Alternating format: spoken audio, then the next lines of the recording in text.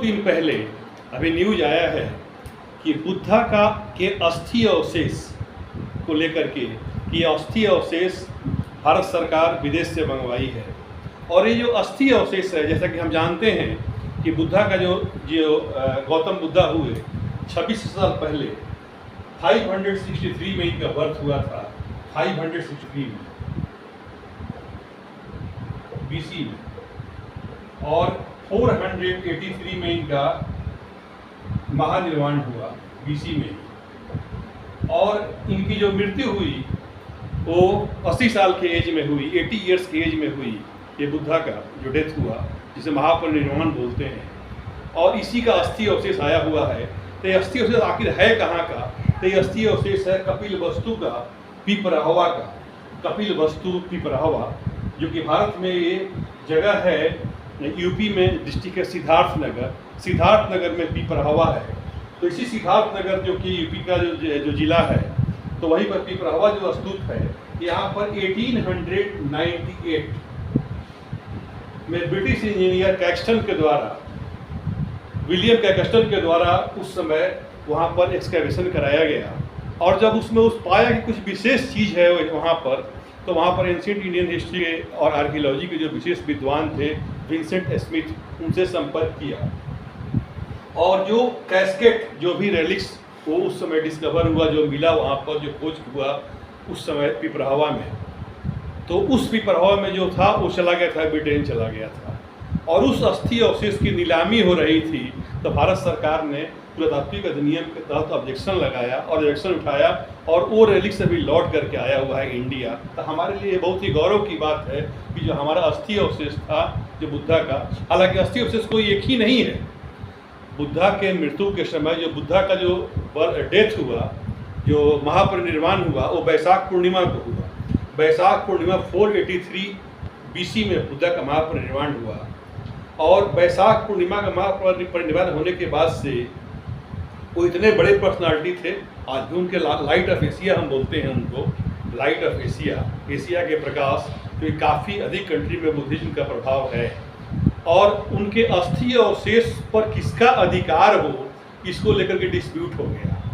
और तब 1 महीना इस डिस्प्यूट को सॉल्व करने में लगा कि बुद्धा के जो अस्थि अवशेष या दांत वगैरह जो भी हैं, उसको कैसे डिस्ट्रीब्यूट किया जाए, इस पर किसका किसका अधिकार हो।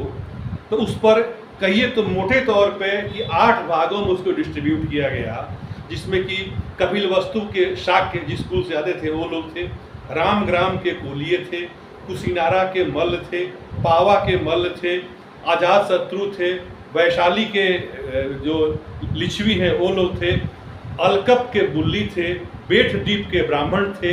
ये 8 पार्ट में राख डिस्ट्रीब्यूशन हुआ उनके अस्थि अवशेष का। और 9वां पार्ट कहिए कि खुद जो ब्राह्मण जो डिस्ट्रीब्यूट किया वो अपने लिए रख लिया। और एक पार्ट था जो कि रेलिक्स का, जो कि जो पिपली वन के जो मौर्य हैं, जो कि आज भी माना जाता है कि जो मौर्यों का जो ओरिजिन है वो पिपली वन है। ये लोग भी अपने आप को मानते थे कि हम लोग बुद्धा के परिवार से हैं, उसी के अंग हैं। इस ढंग की दावा आज भी लोग करते रहते हैं। तो वहाँ जो मौर्य जो भी लोग हैं, तो ये 8, 9 बल्कि 10 जगह पर बुद्धा का ये डिस्ट्रीब्यूशन हुआ। तो जो शाक्य लोग थे, जो कि कपिल वस्तु के शाक्य थे, तो वहीं पिपराहवा में इस चीज़ का आर्कियोलॉजिकल एविडेंस भी है कि वहाँ पर लिखा हुआ उस ढंग का अभिलेख कि ये शाक्यों के द्वारा ही उनके अस्थि अवशेष वहाँ पर सुरक्षित किया गया। और उस अस्थि अवशेष में और भी चीज़, उसमें कार्नेलियन हुआ, पुखराज हुआ, गार्नेट हुआ, और कई चीज़ें मिले हैं, कई बहुमूल्य धातुएं उसमें मिली हुई है। और जो वहाँ पर स्तूप है जो आपका पिपराहवा में, जो सिद्धार्थनगर जिले के तहत है, तो बुद्धा की जिस समय मृत्यु हुई उस समय तो स्तूप बना ही, ये तो बता ही रहे कि 8 जगह स्तूपा बने, हर जगह बने। और उसके बाद से अशोका के टाइम में भी उसका डायमीटर और बढ़ा करके एक अच्छे स्तूप का निर्माण किया गया।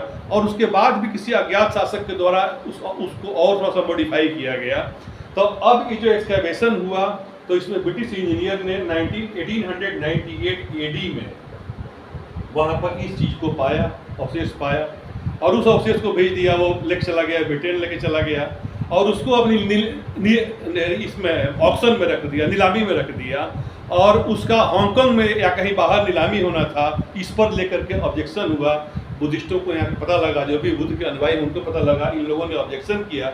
ऑब्जेक्शन करने के बाद से बहुत खुशी की बात है कि वो अस्थि अवशेष इंडिया लौट करके आ गया है और अब वो हमारी भारत की संपत्ति हो गई, क्योंकि भारतीय संस्कृति से जुड़ा हुआ चीज़ है, वो इंडियन कल्चर का चीज़ है, हमारे लिए वो धरोहर है, हमारे चूँकि पूर्वज थे और हमारे पूरे भारत को ही नहीं बल्कि पूरे एशिया के लिए वो या पूरे संसार के लिए वो मानवीय मूल्य के प्रणेता हैं। अष्टांगिक मार्ग दिए, मध्यम मार्ग दिए, संसार को शांति का संदेश दिए, इसलिए उनका अस्थि अवशेष आना हमारे लिए बहुत ही शकून देने वाली बात है और भारत सरकार ने भी अच्छी भूमिका निभाई है। इन्हीं शब्दों के साथ धन्यवाद।